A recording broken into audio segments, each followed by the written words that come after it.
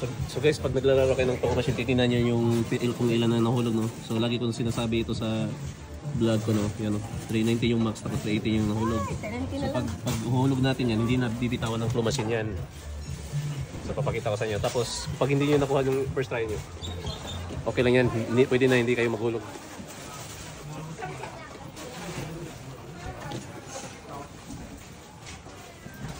Tingnan yung claw. Yan, no? So plano natin kunin yung sa likod para kung sakali masagi yung iba. Makarami tayo. Tingnan nyo, hindi na kayo maghulog. Yan, no? Yan.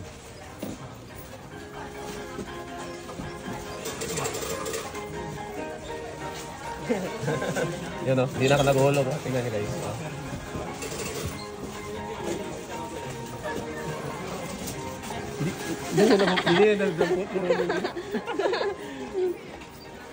Hindi natin. Hindi na tayo naghulog, hindi tayo nag-aksaya ng pera tayo. Hindi na po.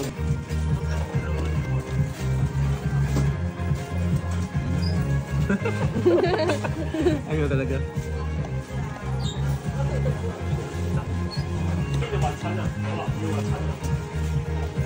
Oh, wala. Wala pa din. Ayaw niya. Hindi tayo surrender dyan.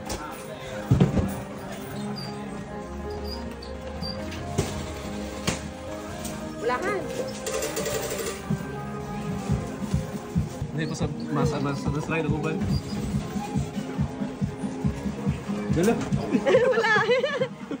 Pero tingnan na lang. Yes. Yes, ikon mo yung parang laga pa niya. Yan. Go. Yan. Wait. Maro. Wala na. Ano ba yan? Hindi, okay lang. Na may mga tao. Uy. Balik. Again. Oh.